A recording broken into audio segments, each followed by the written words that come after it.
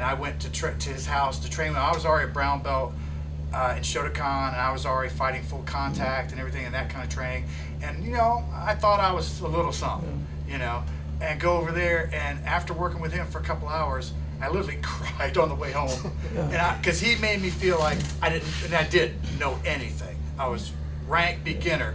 And by the time I got home, my mind had worked through the crying part and being depressed about it, and going to wait a minute, he's a friend. He'll teach me. If a person can do it, I can do it. Joe, that's it. And so, like you said, it didn't break me. It motivated me to step up.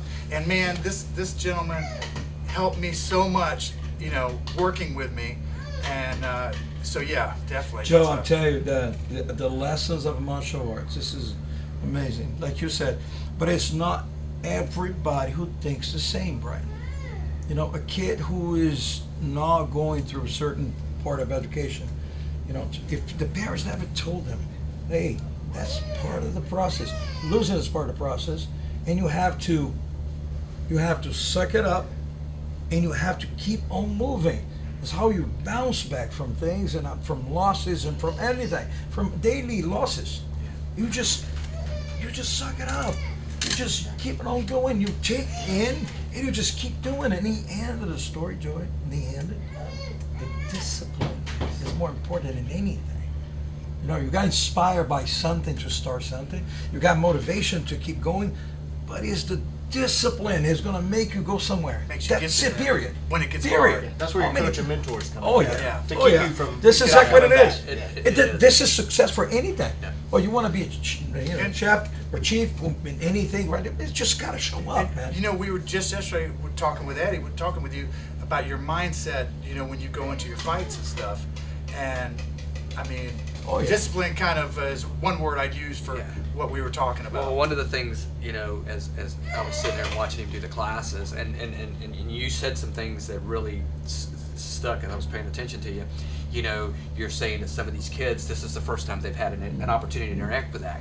Well, you know, you don't realize, just you do, but you know, the average person doesn't realize how important it is to have that role model. This here is probably the first time any of these kids have ever had any discipline. Yeah. So it carries over from a jiu-jitsu class to a discipline class that carries on over into their lives. So they come home, and after a while there may be more, and I know you've probably heard this many times, my child is more respectful, my child is, and it starts with that small bow into that room. And you know, something I noticed, and this is, I mean, to me, just blew me away, is that within a couple seconds, you would explain to them why they're doing the bow. You know, in a lot of hard style systems, traditional systems, they just make you do it. They make you do all kinds of stuff, but they'll never tell you what you're doing or why you're doing it. Whereas you just put it all together in a few words. Believe what I'm saying. I am not the creator of this. No. I just, like, again, I did so much research around how present what we think is important. Like discipline. We sit the kids, I don't know if you saw it, we sit the kids, we call it the meeting room. I sit down in a little box there, and they sit down on the floor, and we're talking to them. Oh, wow. You know, I don't know if you saw that. So we're talking with the kids right now. Yeah. And we talk about discipline. And we make them memorize. You gotta be short so they can understand. Discipline is something that you do it every day. Doesn't matter how you feel. What is discipline? First, you ask them, what do you think is discipline? And a lot of them raise their hand, discipline, and when you do something wrong and somebody discipline you. This is a different type of discipline, but what we're talking here is like the discipline on every day. You do what you have to do. Discipline is something that you do it every day. It doesn't matter how you feel. Oh, you don't want to go to the school? You do have to go to school. There's discipline into that. Oh, you feel like you don't want to brush your teeth? You have to brush your teeth because of that. You know, and from there, the idea of discipline, and after that, of self-discipline, that no one needs to remind you why you have to do it. This is gold. You see the structure? Yes. And I'm saying this, Joe. It's not that this guy. No, I just did the research. Well, and I turned the key because you've got something together that is actually able to be a functioning program, you know, where you're able to build it and stuff, because so many places, well, of course you have the business acumen, So, and I know how deep you are in your business knowledge, any business, to run a business, and that's, a lot of people don't realize, I mean, you know, they see places, they don't realize what goes into the business of it. Yeah. You know? You can be not good just being good at a martial artist, but you know, you can be a great martial artist and not be a good businessman. Right. And You see that there is a wiring on this, right? For sure. But the parents that are in the kids, we have the kids. For the kids, has to be instrumental in their education. Has to be fun. yeah. And, If it's not fun, and for sure, they have to learn things here that they can use it. And like I said, there's only 3% that is really much better than what they have in here right now. 97% are training like they're training here. Win some, lose some, but not high performance. There's 3% out there that's outstanding, right? But in a time to deliver this to the parents, which are our clients really are the parents. Right. The parents sign the checks and pay the bills, and we gotta make them understand why we're different. and that's one of the questions I have for you. And that's marketing. If a lady walking in with her son or daughter, I mean, what would make them choose? You know, they've heard about, you know, these karate schools. They see them everywhere. It always says, you know, Olympic something, gold medalist, or some kind of real, you know, thing to get you in. Why would they choose your place as opposed to that might be more advertised or more in their psyche from watching movies or whatever? But honestly, Joe, there is a lot of this. There The is, difference for us is like we do have the systems down. Yeah. So we do have a standard operational procedure for marketing. We do have a standard operational procedures for sales. We do have a standard operational procedures for class structure. And we do have a standard operational procedures for retention. Okay, You have to wow. retain these people. You got to make them understand the why. But in the end, the difference is, number one, we love it. It's easy to see, Joe. It's easy to passion. see. It's easy. Yeah. It's the passion. It's easy. I'm really fortunate to love this, man. I love what I do. And I worked in a bank before. And I was a manager in a bank. And I would never be very good at being a manager in a bank because I was never passionate about this, man. I never really liked being a bank. Making good money and everything else I would never be happy, 100% happy. You're doing what your destiny to. Oh to yeah, be. I'm doing it when I really And what- choose it. yeah. And COVID, Joey, came for me very much like this. COVID was really hard because I had a lot of things and even a little bit of, you know, property investments that everybody stopped paying. Yeah. Even the school, I was so. We're in the UCF. We're so invested in the school, UCF. Right, the guys went there a couple times. We had at one point 1,000 students. Yeah, I want to at talk about UCF. that too. Your UCF program. Way before that, in the COVID time, everything went away. Yeah. Absolutely everything went away. And I have to breathe in.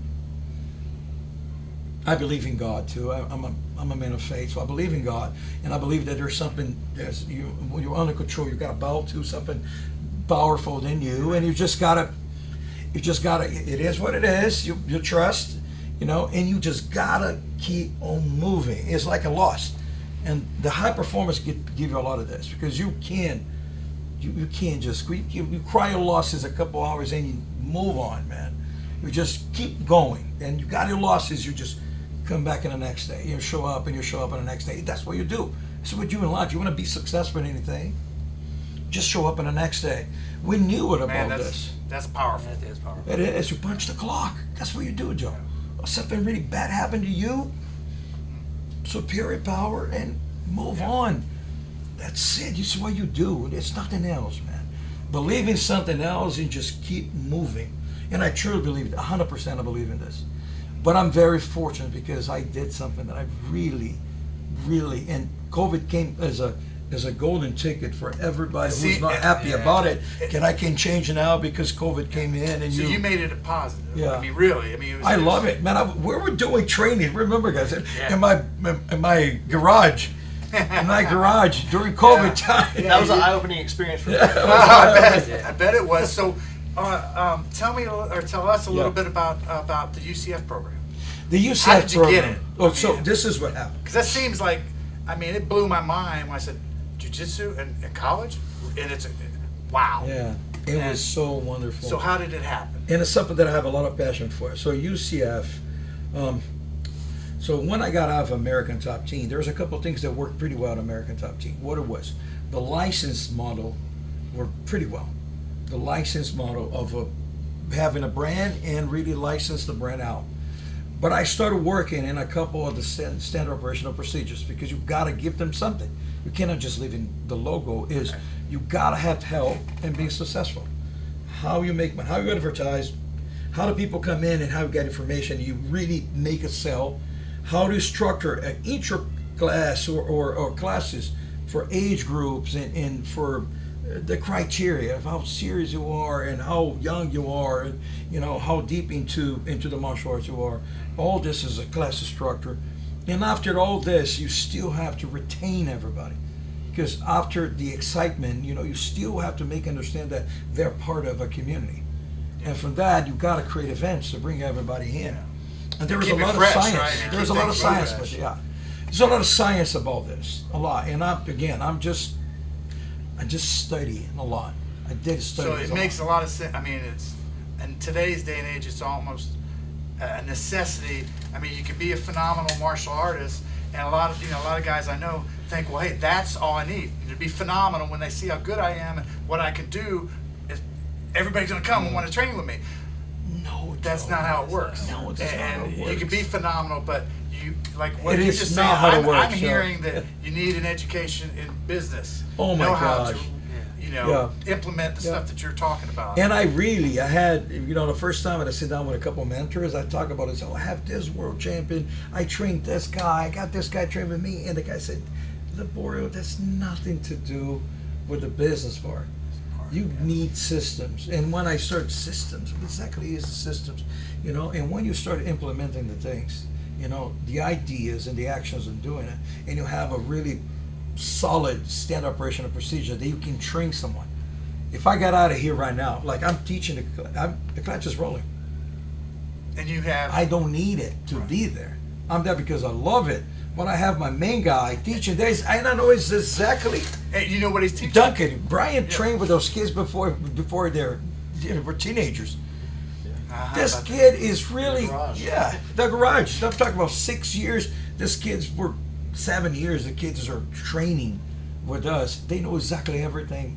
But we talk and we train and we have booklets about how to speak with people and how to introduce the sport and how the martial arts itself. So all this is trainable. Otherwise, you don't have. Also, there's another thing too. You think you have a business. A lot of guys open up gyms and think they have business. They don't. They do have a job. They buy themselves a job, a business. You're not successful until this thing can roll without you. Actually, so make exactly the bills and pay the whatever. It's not even success. I'm not talking about financial success. I'm talking about you gotta be oiled up in a way that the next generation is being trained. So it's educational. You train the people from the front desk. You train the people from the back ends. You train the people from teaching the classes. You train people from the marketing. You train everybody, and everything is rolling down. So we do have constant classes about this. So we don't need it to. Another thing too is never successful until you can replicate. Otherwise, you don't have success. You have a good enterprise. True. So I have a great enterprise here because I'm here. Right, but if I got out of here and I open up a new school, this thing has to be successful. Right. And it has to be successful because the systems are bringing people in, and people are happy, and the schools are doing the same. And then you have a successful business. And a successful business, you can sell it. If it's not successful, you don't have anything. Right. If it's just a logo, okay. If the logo gets out of there, what do you have it? Or if somebody who's very influential and to a point there, if you take this figure out of there, you don't have a business, you have an enterprise that works well because that person is there. So this has to be working without me. That limits someone's success if it all revolves around how much they can do and be at. Because it's like a guy that mows a lawn and he's all by himself. How many lawns can he mow in a day? That's his cap. But if he starts training a crew of people that do it correctly, then he That's started it. to open up a little That's bit. it. And I feel like everything you're saying, it helps build that culture. You know, Yes, and on it a does. basic level, as a customer or a student going to a school, you can have the best competitors or world champions there, but if the culture's bad, Yeah. Correct. someone walking in the door for the first time, they don't want to be there. Correct. They're going to go to the Correct. next place where They they feel can- like they can they're feel it. treated right. They it's can professional. feel it. They can can They feel can the vibe, feel the it. energy. Joe, they can Yeah. feel it. Oh, I agree. People can feel it. Yeah. People can feel it when you care about them.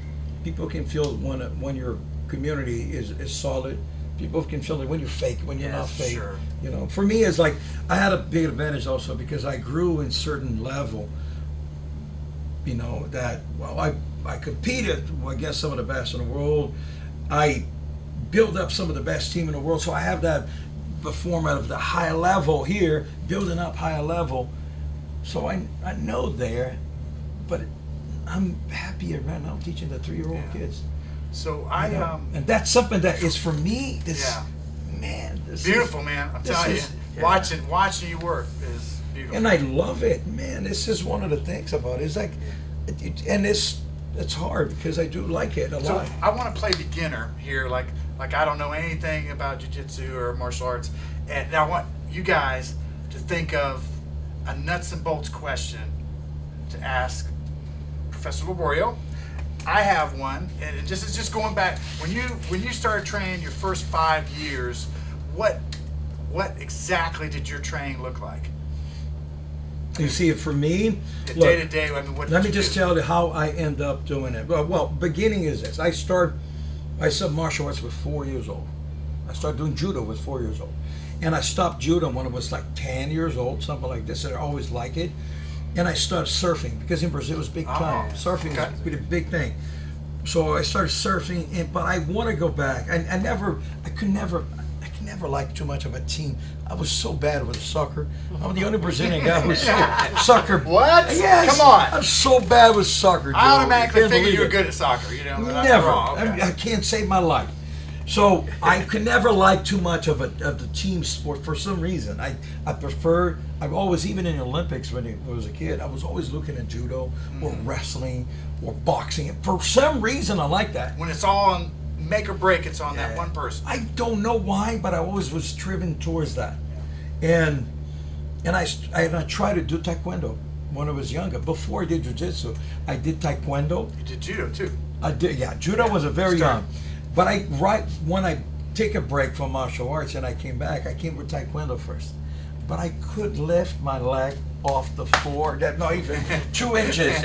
You know, so from there I said, man, you can never be good at this thing. There's no way. With taekwondo. They're known for some pretty good Oh. kicks. Yeah. So I decided to do boxing, and I started doing boxing. It's just when I met jiu-jitsu. But jiu-jitsu, not in reality, when I met, was my first girlfriend. I had my first girlfriend. I was 15 years old, 16 years old. Oh boy, there's gonna be Yeah. folks. There's gonna be a good story now. And I'm all ears. And her uncle was one of Carlson Gracie's black belts. His Oh, name my is God. Rosado. He was the first red belt from Carlson. Oh my God. And Rosado was her uncle would say, man, I saw this stocky and short, stocky kid. I said, man, you look like you're going to be good at jiu-jitsu. I started training with us. So was a Sunday. Monday, I went to Carlson Gracie. And I never stopped. So basically, Never. the girl went by the wayside. Oh but yeah, the the jiu-jitsu stayed stuck. there. Yeah. Until today. I got the coral belt, right? After Congratulations, by Thank the way. Yeah, you, very thank you. congratulations. After 31 years at black Wow. belt, you go to coral belt. But the guy who brought me to jiu-jitsu, Rosado, gave me my coral Oh belt. my God. I know See, he's that- 80 years old. that He's is 80 amazing. years old. It's amazing. Wow. It's amazing, man. It's Man, something what an that I- honor. You know, Yeah. that'd be amazing, man. It's something that Relationships. I'm very happy about it because Yeah. it was such an honor to have him, start me up and give me, because when you go to coral belt, you're master now. Before that, he's a black belt. You're a professor. Now you're a master on it. Yeah. And you I go to apologize then. No, He's don't the worry. wrong Don't worry about terminology. it. Just everybody. Don't worry about it. I don't really care about it. But in reality, that's when you Okay. really actually, and there's very few coral belts. Very few. There's very few coral belts that really start in the I didn't beginning know of that. everything. I'm learning right No, now. it's all good. Because And I'm the only one. I'm probably one of the only ones who are actually teaching in daily business. yeah. The vast majority of coral belts are They have their own schools just for a while, and then probably going around, but they're not in daily basis teaching. Yeah. Well, they're getting older too. Yeah. Getting older, Yeah. but There's less than 40 purple coral bells. Oh my God, really? Yeah. but something like this. I don't know exactly how many, It's not but there's many. not many. There's not many in the world. Ever. Well, I know Yeah. you got to get back to stuff, but I want to hear you guys' questions for Master. One of the things that he was talking about that really implemented, especially there towards the end, where he talks about 31 years later to have the person that introduced him to jiu-jitsu to have that. That's so huge in the jiu-jitsu culture, because in wrestling you go through and then you can only get beat up so much in wrestling. It's a very, very high-paced sport. Jiu-jitsu, you can continue to do it and adapt. And there's something to be said about having the model that you have here, because you're taking these kids, and like he was talking about the kids that were rolling 6 or 7 years ago when COVID, 5 years ago when COVID was around, and now he's got them teaching them. You have to not only have a school model, but you have to have a business model, and you have to be able to put it all together, because at the end of the day, your goal is to not only be successful running a school, but you're also making an impact on these kids' lives. Huge lives. And what happens is that just as he got his coral belt from his I know what you're going to say. person that brought him in, there's going to be a time. Yeah. There's going to be a time where these kids that are Wait, teaching you're so now right. are going to Yeah. do the Yeah. same thing. It's a Yeah. generational thing. Yeah. It continues Beautiful. to loop Yeah. over. And that's the beautiful thing Yeah. about jiu-jitsu. You don't see that in wrestling, and I come from a wrestling background, because when you get done with wrestling, if you're a high-level wrestler, you may go and teach at a Division I school, or you may go and teach wrestling at an MMA school for pro fighters and teach them that glitch of takedowns and glitches and holds. But at the end of the day, jiu-jitsu, and it is so special because you take someone at 4 years old Yeah. and they eventually get their black belt, and then you watch them progress, and they are going to do the same thing that you had done. That's such a beautiful story. It's a I think beautiful cycle. I think the most important thing about what we do is the build of a community. The Yes. community, which a And lot of you people. do do a lot for the community. I mean, you Yeah. do different things. You see that for me, I was always community oriented. I'm very family oriented, community oriented. I really am. This is something that's natural to me. So this